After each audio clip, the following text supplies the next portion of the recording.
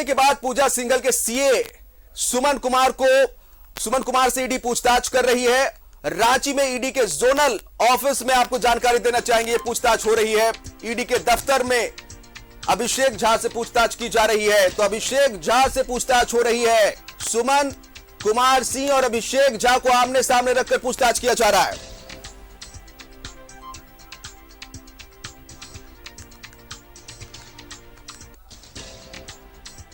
और सीधा रुख करेंगे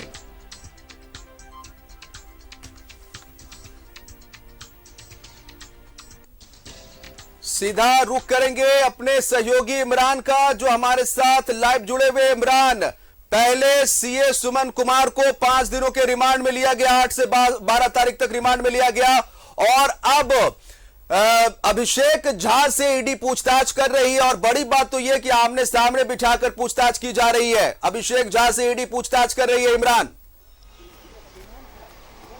देखिए बिल्कुल जिसान, इस पूरे मामले को लेकर के जिस तरह से अभिषेक झा अब ईडी के रडार पे पहुंचे हैं, ऐसे में ये माना जा रहा है कि अगला टारगेट जो है ईडी का, वो इस पूरे मामले में जो तहत परत दर परत बातों को खोलनी है, वो अभिषेक झा है। अभिषेक झा ऐसी की है जहां से अगर ईडी को सफलताएं आगे बढ़ानी है तो अभिषेक झा के बयान काफी महत्वपूर्ण होते हैं। इन बयानों को लेकर के आज अभिषेक झा को सम्मन जारी किया गया था। सम्मन जारी करने के बाद ईडी की टीम यहाँ पे जोनल कार्यालय में बुलाया गया था। यहाँ पर लगातार पूछताछ की जा रही है। 2 बातें जो कि काफी महत्वपूर्ण हो जाती है। एक, जहां सुमन को ईडी ने 5 दिनों के रिमांड में लेकर के आकर के पूछताछ कर रही है, तो वहीं दूसरी तरफ अभिषेक झा को सम्मन जारी करके बुलाया गया है। ये दोनों बातें अपने आप में ये बताने के लिए काफी है। एक को गिरफ्तार कर जेल भेजा गया है, दूसरे को उसकी मुसीबतें जो है वो बढ़ती हुई नजर आ रही हैं। तो मतलब आने वाले कुछ घंटों में और भी कई हलचलें हो सकती हैं और भी कई तस्वीरें दिखाई दे सकती है। क्योंकि अभिषेक झा के बारे में बताया जाता है कि जब पल्स हॉस्पिटल में जब ईडी के द्वारा छापेमारी की जा रही थी, वहां पर अभिषेक झा मौजूद थे और वहां पर कई सवाल के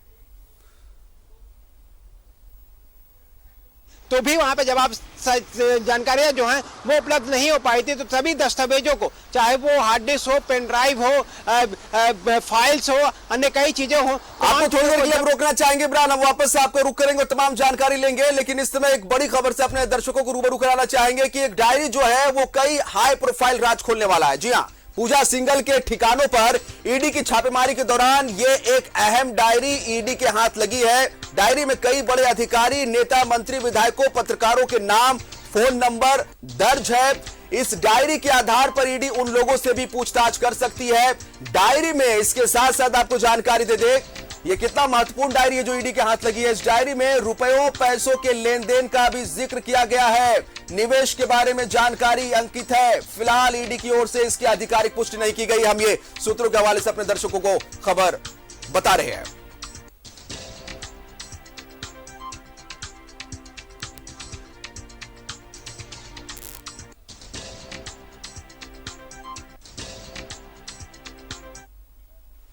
इमरान का वापस से रुख करेंगे। इमरान, अभिषेक झा से ईडी पूछताछ कर रही है, लेकिन जिस तरह से कल देखने को मिला कि जब ईडी ने दबिश दी एक बार फिर से पल्स हॉस्पिटल में, और कल से परसों से ज्यादा ईडी के अधिकारियों की संख्या थी, वहां पर कई महत्वपूर्ण जो लैपटॉप है वो हाथ लगे थे। हालांकि जब पासवर्ड मांगे गए ईडी के अधिकारियों की तरफ से तो अस्पताल प्रबंधक की तरफ से बहाने कर दिए गए थे। डायरी मिली है और इस डायरी में कई महत्वपूर्ण नाम, नंबर, फोन नंबर से साथ ही साथ पैसों का आय व्यय क्रय सारा कुछ इसमें मेंशन किया हुआ है। पूरी जानकारी चाहेंगे ये डायरी कितना महत्वपूर्ण होने वाला ईडी के लिए।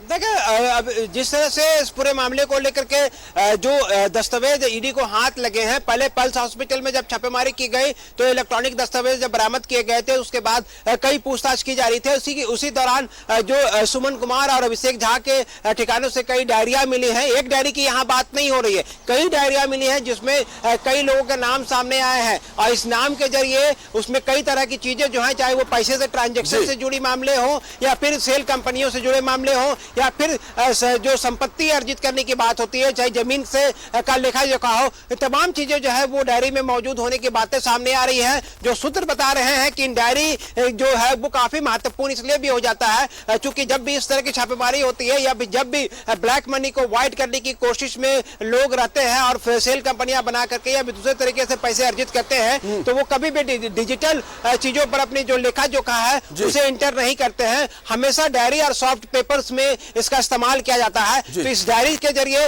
ईडी की टीम को कई महत्वपूर्ण सुराग मिले हैं, कई जानकारियां मिली हैं। शायद यही वजह है कि आज ईडी के इसी दफ्तर में, मेरे ठीक पीछे जो है, इसी दफ्तर में अभिषेक झा को बुलाया गया है सम्मन जारी करते हुए, और सम्मन जारी करने के बाद उनसे कड़ी पूछताछ की जा रही है और कई जानकारियां हासिल की जा रही है। तो हम बार बार ये बात को जिक्र कर रहे हैं कि आने वाले कुछ घंटों में कई और गतिविधियां जो हैं वो तेज होगी। आने वाले कुछ घंटों में ये भी देखा जा सकता है कि अभिषेक झा को ईडी के टीम के द्वारा हिरासत में ले लिया जाएगा और फिर उसे गिरफ्तार करते हुए कोर्ट में पेश भी की जा सकती है। क्योंकि इस पूरे मामले में जो जानकारियां मिल रही है कि कई लोगों के नाम जब सामने आए तो उनसे कई तरह के सवाल के जवाब तलाशने की कोशिश की जा रही है। क्योंकि ये सिर्फ 17.5 या 19 करोड़ रुपए की बात नहीं है, इसमें 100 करोड़ 200 करोड़ रुपए से अधिक के जो अर्जित संपत्ति है वो उनके साथ साथ कई अन्य जो निवेश है उनसे जुड़ी बातें सामने आ रही है। यहाँ तक कि ये भी जानकारी मिल रही है कि कई लोगों के जो विदेश में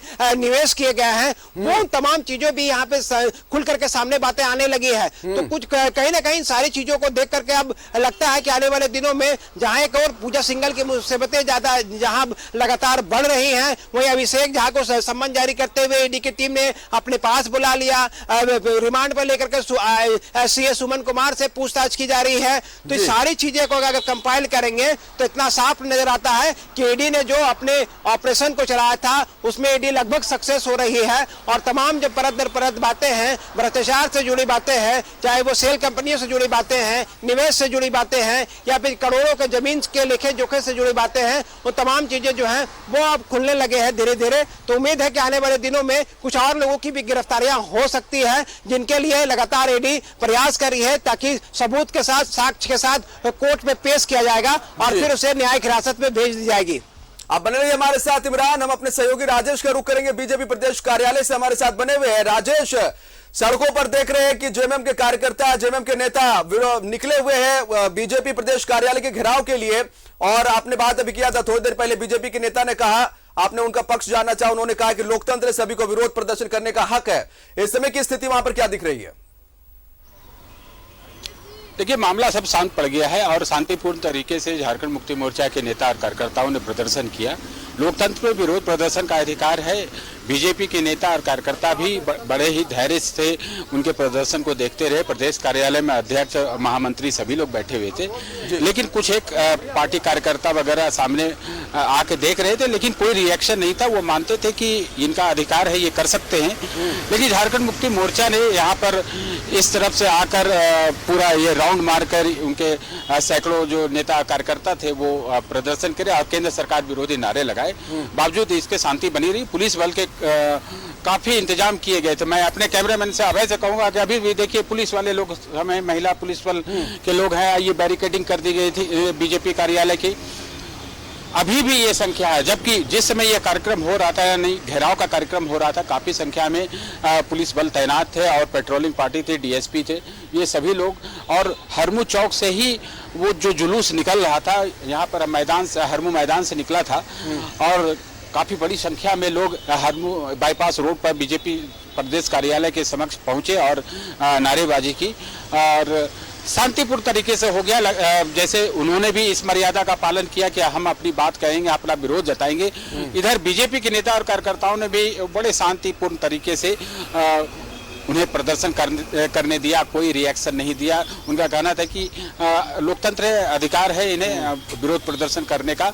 लेकिन ये अनयूजुअल दृश्य था, मैं ये बात जरूर कहूँगा।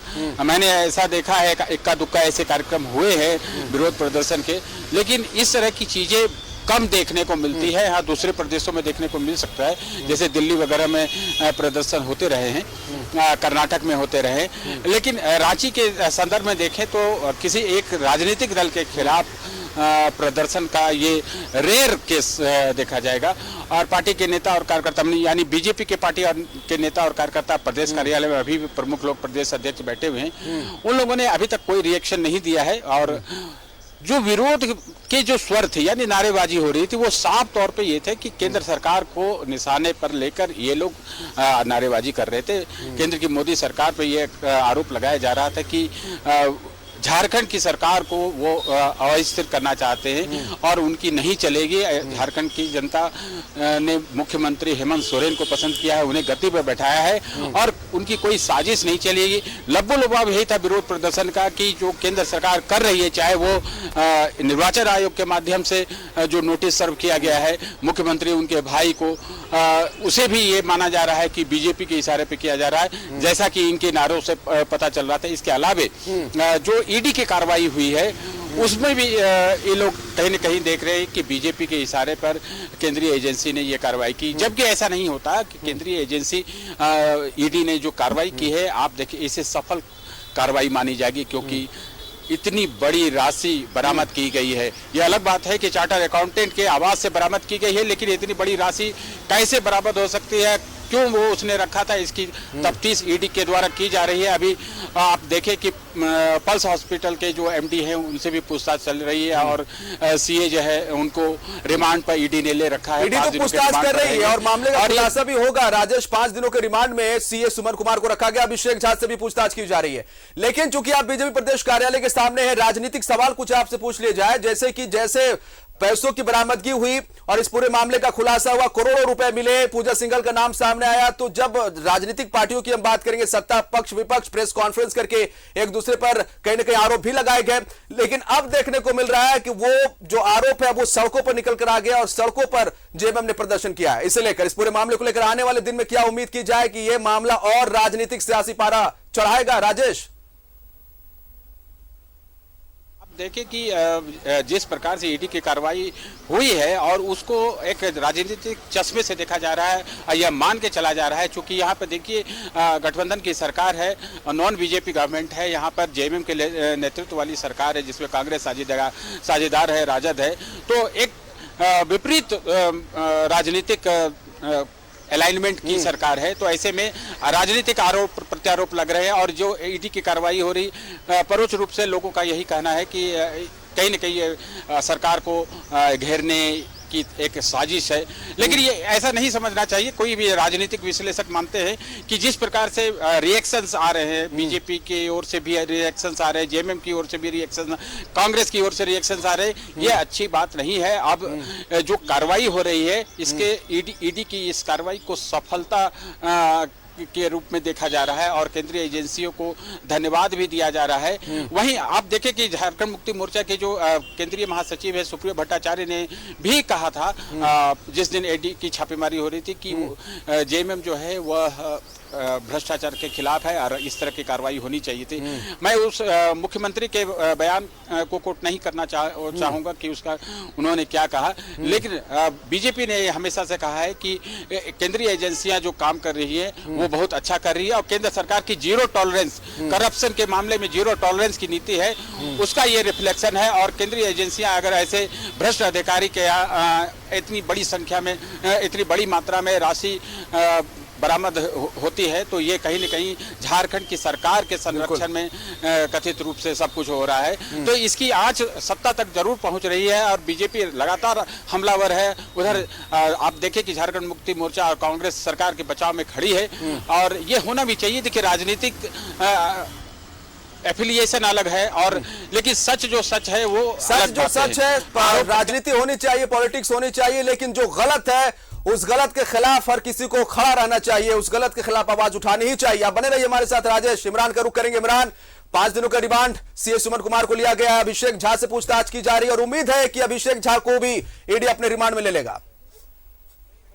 देखिए बिल्कुल जिस तरह से इस पूरे मामले पर दबिश बढ़ रही है ईडी की, और एक के बाद एक कई लोगों के नाम जब सामने आए और कई लोगों से जब पूछताछ जब शुरू की जा रही है, तो अभिषेक झा की भी मुसीबतें जो हैं वो अब बढ़ गई है। चूंकि अभिषेक झा अभी ईडी के कार्यालय में मौजूद है और ऐसे में ये कयास लगाए जा रहे हैं कि ईडी अपने पूछताछ के आधार पर जो है अभिषेक झा को भी गिरफ्तार कर सकती है। हालांकि इसकी अभी आधिकारिक पुष्टि नहीं हुई है, लगातार अभिषेक झा से पूछताछ की जा रही है। तो ऐसे में जो सबसे बड़ा सवाल है कि क्या सुमन कुमार और अभिषेक झा दोनों की जब आमने सामने में पूछताछ की जा रही थी तो उस पर क्या कुछ बातें सामने आई हैं और उसका रिजल्ट किस तरह का देखने को मिला है ईडी के समक्ष? क्या अभिषेक झा ईडी को संतुष्ट कर पाए हैं अपने चीजों को लेकर के या फिर नहीं? ये सारे सवालों के जवाब जो हैं वो लगातार ईडी की टीम जो है वो खंगाल रही है। ऐसे में ये जो महत्वपूर्ण हो जाता है क्योंकि अभिषेक झा पल्स हॉस्पिटल से जुड़े हैं और ऐसे में पल्स हॉस्पिटल में ही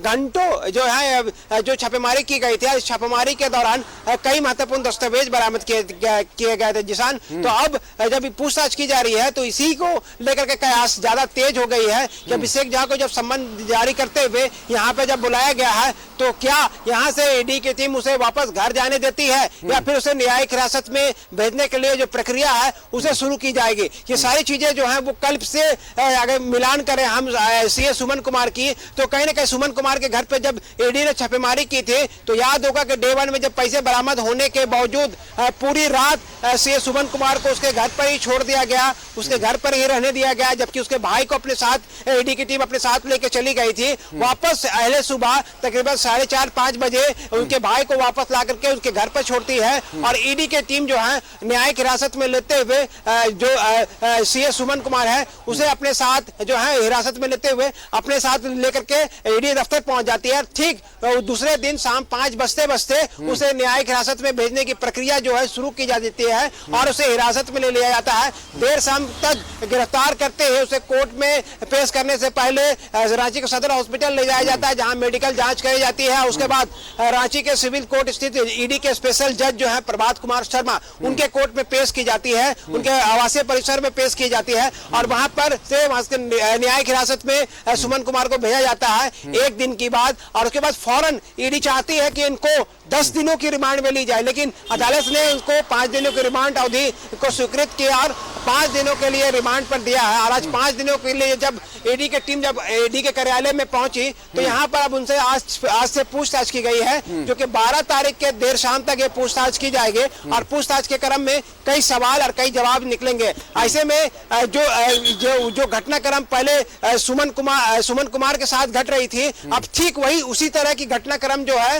वो अभिषेक झा के साथ हो रही है। क्योंकि अभिषेक झा पल्स हॉस्पिटल में रहने के बावजूद उसे ईडी की टीम कभी भी अपने साथ लेकर के कार्यालय नहीं पहुंची थी, उसे छोड़ दिया गया था। और उसके बाद अब जब ईडी की टीम के द्वारा पल्स हॉस्पिटल में छापेमारी समाप्त हुई तो उसके बाद पल्स हॉस्पिटल से जब ईडी की टीम तमाम निकल गई उसके बाद सम्मन जारी किया गया अभिषेक झा को। और अभिषेक झा को जब सम्मन जारी करते ही यहाँ पे कार्यालय पे बुला लिया गया है। तो कहीं ना कहीं जो चीजें पहले तस्वीर में दिखाई दे रही थी वही अब इस तस्वीर में दिखाई दे रही है। तो हम कह सकते हैं कि जो अभिषेक झा है यहाँ से इनकी मुसीबतें बढ़ गई है। देर शाम तक जिस तरह से मेडिकल के लिए या फिर कोर्ट में जिस तरह से पेश किया गया तो उम्मीद जताई जा रही है, जो सूत्र बता रहे हैं कि आज देर रात तक अभिषेक झा को भी कोर्ट में या फिर मेडिकल जांच के लिए रांची के सदर हॉस्पिटल ले जाया जा सकता है। इसकी अभी आधिकारिक पुष्टि नहीं हुई है क्योंकि यहाँ से अभिषेक झा को हो सकता है कि छोड़ दिया जाए, वापस घर जाने दिया जाए और फिर से हम सम्मन जारी करते हुए बाद में फिर से बुलाया जाएगा। तो इन सारी चीजों को लेकर के लगातार ईडी दफ्तर में जो है वो हलचलें तेज हैं और लगातार दोनों ही लोगों से पूछताछ की जा रही है। 20 जो शेल कंपनियों का जिक्र किया गया है और उनके निदेशकों की बात करेंगे। सुमन कुमार के करीबी उनके रिश्तेदार, पूजा सिंघल के करीबी उनके रिश्तेदार, अग्रवाल बंधु का नाम सामने आया जो संचालन इन फर्जी शेल कंपनियों का कर रहे हैं। ईडी की रडार पर वो सभी लोग हैं इमरान, और बारी बारी से निश्चित तौर पर ईडी सभी से पूछताछ करेगी, सभी को रिमांड पे लेगी। इमरान से इस पूरे मामले को लेकर के कई लोगों के नाम सामने आए हैं। हम शुरुआत करते हैं सुमन कुमार से। तो सुमन के घर पे जब छापेमारी की गई और वहां पर से कई दस्तावेज बरामद किए गए और जानकारियां जब जुटाई गई तो मालूम चला ईडी को कि जो गाड़ियां, जो महंगी गाड़ियां हैं, जो लग्जरी गाड़ियां हैं, कई गाड़ियां जो हैं वो सुमन कुमार ने अपने भाई के नाम से रजिस्ट्रेशन करा रखा था। कई दस्तावेज जो है वो अपने भाई के नाम से हैं और अन्य दूसरे रिश्तेदारों के नाम से हैं। उसी तरह की बात करें हम अगर तो जो पूजा सिंघल है उनके घर पे छापेमारी जब की गई तो ये मालूम चला कि कई जो कंपनियां हैं, जो सेल कंपनियां हैं या फिर कंपनियां जो चल रही है, उनके कई डायरेक्टर और जो प्रमुख पद पर जो कार्यरत व्यक्ति हैं वो पूजा सिंघल के अपने परिचित हैं या तो रिश्तेदार हैं या बेहद करीबी लोग हैं। तो ये सारी चीजें अपने आप में बताने के लिए काफी है कि जिस तरह से इस पूरे कार्रवाई को लेकर के की जा रही है तो ये कहीं ना कहीं इस पूरे मामले को लेकर के देखा हम चाहेंगे सहयोगी कौशल को कि ट्राइपोर्ट से कैमरे निकाल, कुछ हलचलें तेज हो रही है ईडी के दफ्तर के बाहर। क्या कुछ है हम वो दिखाना चाहेंगे और किस तरह से ये जो हलचलें हैं, चूंकि गाड़ी लगी है ईडी दफ्तर के अंदर में, ऐसे में माना जा रहा है कि कई लोगों को यहाँ से ले जाया जा सकता है या फिर अभिषेक झा को यहाँ से ले जाने की तैयारी चल रही है। तो कई सवाल है, कई जवाब है जिनको तलाशनी बाकी है। इन तमाम चीजों को लेकर के जो ईडी के दफ्तर के बाहर की बात करें, ये जो सामने हमारी गाड़ी देख रहे हैं आप, जो ईडी की अपनी गाड़ी है, इन गाड़ियों का इस्तेमाल जो है वो ईडी के जो टीम है वो अक्सर करती है। तो ऐसे में ये जो लोग हैं वो कैसे पूछताछ की जाएगी, ये सारी चीजें की जानी है। तो ऐसे में बड़ा सवाल है कि क्या यहाँ से ईडी के द्वारा जिस तरह की कार्रवाई की जा रही है, तो ऐसे में ये माना जा रहा है कि कई लोगों के दबिशें जो हैं वो बढ़ सकती है। जी, आप बने रहिए इमरान हमारे साथ। हम जैसे ही अभिषेक झा बाहर आते हैं वो तस्वीरें हम अपने दर्शकों को दिखाना चाहेंगे, आप वहां पर बने रहिए और उन तस्वीरों को लगातार दिखाते रहिए। लेकिन एक बार हम रुख करना चाहेंगे अपने सहयोगी राजेश का। राजेश, बीजेपी ने स्वागत किया, जेएमएम ने स्वागत किया ईडी की इस कार्रवाई का और करप्शन पर चोट होनी ही चाहिए, सभी दल सभी पार्टियां इस बात को मान रही है, तो फिर आखिर पॉलिटिक्स कहां? राजेश, देखिए, अब अगर ये एज्यूम कर लें आप कि ये जो भी कर रहे हैं आप, जो भी आप कार्रवाई कर रहे हैं वो कहीं न कहीं मोटिवेशन के तहत कर रहे हैं, तो इसका कोई जवाब नहीं हो सकता। और जो एजेंसियां हैं झारखंड में भी एंटी करप्शन ब्यूरो है, आप देखिए कि उसके द्वारा की गई कार्रवाई पर कभी कोई छोटे खराबी आ रही है। राजेश, हमारी आवाज पहुंच रही है आप तक? जी बोलिए बोलिए। इमरान का रुख करेंगे, कुछ तकनीकी खराबी आ रही है, राजेश जी के साथ पूरी बात नहीं हो पा रही। इमरान, लगातार आप वहां पर बने रहिए और जिस तरह से पूछताछ हो रही है अभिषेक झा से, आपने सही कहा कि वैसे तमाम लोग जो शेल कंपनियों के निदेशक बने बैठे हैं और इन शेल कंपनियों से क्या ब्लैक मनी को व्हाइट मनी में तब्दील किया जा रहा था, कौन कौन मास्टरमाइंड है, अग्रवाल बंधु के नाम शामिल आए हैं। सुमन कुमार को ईडी ने रिमांड में लिया है, 5 दिनों के रिमांड में लिया, हालांकि 10 दिनों की मांग की गई थी लेकिन कोर्ट ने 5 दिनों का ही रिमांड ईडी को दिया है। देखने वाली बात होगी कि अभिषेक झा को ईडी कितने दिनों तक रिमांड में लेती है या फिर ईडी जो है अभिषेक झा को घर जाने वापस दे देती है। बहुत कुछ चीजें हैं जिस पर हमारी नजर बनी हुई। इमरान,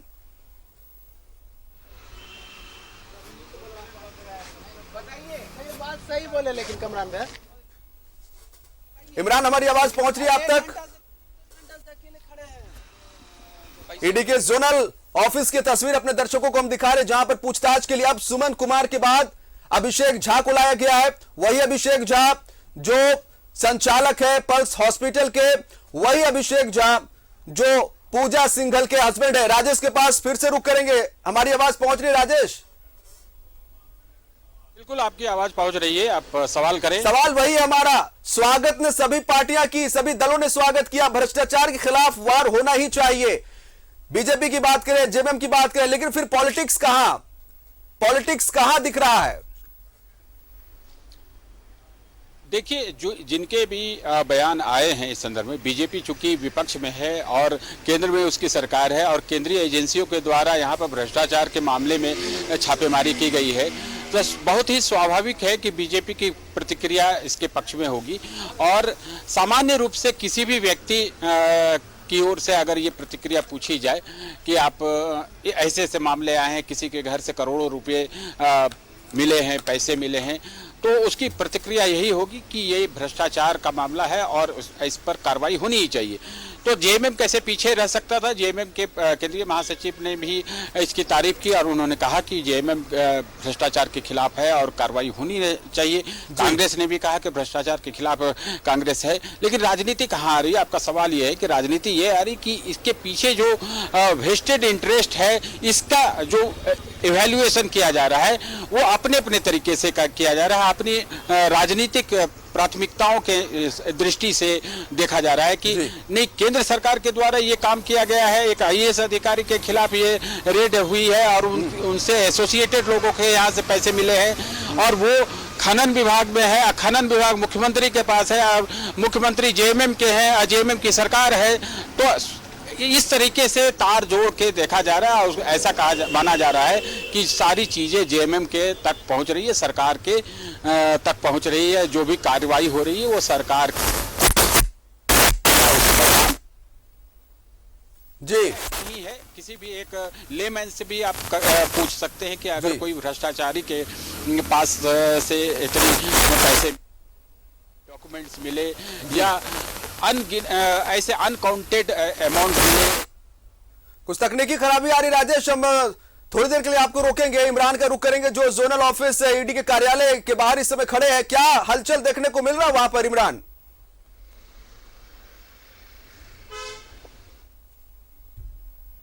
इमरान, हमारी आवाज पहुंच रही है आप तक? हम एक बार फिर से संपर्क करने की कोशिश करेंगे, लेकिन अपने दर्शकों को एक बार फिर से बताना चाहेंगे, सुमन कुमार जिसे 8 से 12 तारीख तक यानी 5 दिनों का ईडी ने रिमांड लिया है और उसके बाद अभिषेक झा जो पल्स हॉस्पिटल के संचालक है, पूजा सिंघल के हस्बैंड है, उन्हें ईडी ने पूछताछ के लिए बुलाया हुआ और उनसे पूछताछ की जा रही। थोड़ी देर पहले सुमन कुमार और अभिषेक झा को आमने सामने रखकर ईडी पूछताछ कर रही थी। ये तस्वीरें हम जोनल ऑफिस ईडी के बाहर से दिखा रहे, जहां पर वहां इस समय गहमा गहमी का माहौल है क्योंकि अंदर अभिषेक झा से ईडी पूछताछ कर रही है। राजेश का एक बार फिर से रुख करेंगे। राजेश, आरोप प्रत्यारोप का दौर तो चल रहा है, जेएमएम और बीजेपी खास करके इस पूरे मामले पर एक दूसरे पर प्रेस कॉन्फ्रेंस करके आरोप प्रत्यारोप लगा रहे। जेएमएम का कहना है कि मनरेगा घोटाला बीजेपी के टाइम का था, बीजेपी का कहना है कि कहीं ना कहीं उन सभी सफेद पोशों की जांच होनी चाहिए जो पूजा सिंघल के इर्द गिर्द है और उन्हें शाह पूजा सिंघल को मिल रहा है। तो कहीं ना कहीं आरोप प्रत्यारोप भी कहीं ना कहीं अपने पूरे शबाब पर है जेएमएम और बीजेपी पर, बीजेपी को लेकर, इस पूरे मामले को लेकर। देखिए, जब आप किसी पर उंगली उठाते हैं तो एक उंगली आप उठाते हैं तो 3 उंगलियां आपकी तरफ भी आती है। तो यही कुछ हो रहा है अभी राजनीतिक परिदृश्य में। जेएमएम बीजेपी पर आरोप लगा रहा है, बीजेपी के जेएमएम पर आरोप लगा रही है। कमोबेश देखें तो ये इसके केंद्र बिंदु में वो ब्यूरोक्रेसी है जो भ्रष्ट है, भ्रष्ट आचरण करने वाली है, जो किसी भी सरकार के साथ वो ऐसा एफिलिएशन बना लेती है कि वो अपने स्वार्थ की सिद्धि करती है और भ्रष्टाचार के कार्यों को निष्पादित करती है।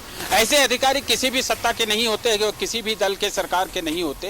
तो जैसा कि जेएमएम की ओर से आरोप लगाए जा रहे हैं कि बीजेपी सरकार ने जो पिछली रघुवर सरकार थी उसी में पूजा सिंघल को क्लीन चिट दिया गया था। आपको मैं बता दूं कि ये एक जो आरोप लगे हुए थे, मुझे याद है कि हेमंत सोरेन जब मुख्यमंत्री थे उस समय ग्रामीण विकास मंत्री KN त्रिपाठी हुआ करते थे। उन्होंने फाइल में लिखा था कि इसकी पूरी जांच होनी चाहिए और पूरी विस्तृत जांच होनी चाहिए, लेकिन सरकार फिर चली गई, बदल गई, रघुवर सरकार आ गई। उसके बाद जो आरोप लगे थे मनरेगा घोटाला से संबंधित, खूंटी हो, चतरा हो, जहां से भी जुड़े हुए थे, उस पर फिर विभागीय कार्रवाई की जो अनुशंसा हुई उसके तहत उसकी कड़ी में आगे जो प्रशासनिक स्तर पर विभागीय कार्रवाई होती थी, जो AP सिंह जो उस समय प्रधान सचिव थे, उनके नेतृत्व में ये कार्रवाई वो संचालन अधिकारी थे।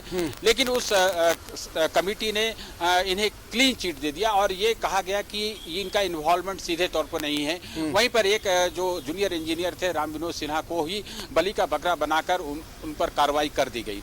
तो ये ब्यूरोक्रेसी का मामला है। देखिए, कहीं न कहीं ऐसे अधिकारी तभी आगे बढ़ते हैं, वो अपने मंसूबे में कामयाब होते हैं जब उन्हें सत्ता का संरक्षण मिलता है, चाहे सरकार किसी की भी हो। रघुवर सरकार में भी पूजा सिंघल जो बहुत हैप्पी थी, बहुत महत्वपूर्ण पद थे उनके पास। जेएमएम की सरकार में भी उन्होंने पूरा एंजॉय किया है। जो ब्यूरोक्रेसी है, जो क्रीम डिपार्टमेंट है, जो आज जांच के बारे में मुख्यमंत्री की फजीहत हो रही है। जो भारत निर्वाचन आयोग ने जो उन्हें नोटिस सर्व किया है वह विभाग भी पूजा सिंघल का है।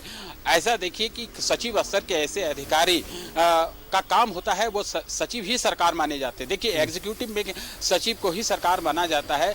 ठीक है, लोकतंत्र में एक पार्टी की सरकार होती है, लेकिन सरकार बिल्कुल आपके पास हम आएंगे राजेश, तमाम जानकारी फिर से हासिल करेंगे, लेकिन निश्चित तौर पर इस पूरे घटनाक्रम को लेकर झारखंड का सियासी पारा चढ़ा हुआ है। हम दो तस्वीरें दिखा रहे हैं, एक बीजेपी कार्यालय से हमारे सहयोगी राजेश तमाम जानकारी पॉलिटिक्स से जुड़ी हुई दे रहे थे, और दूसरी तस्वीर ईडी के जोनल ऑफिस के बाहर हमारे सहयोगी इमरान लगातार बने हुए, अंदर पूछताछ जारी अभिषेक झा से।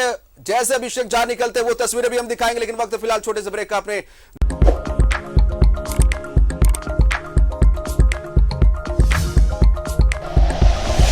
Like and share videos, subscribe करें हमारा चैनल और प्रेस करें बेल आइकॉन। न्यूज़ 11 भारत, सच है तो दिखेगा।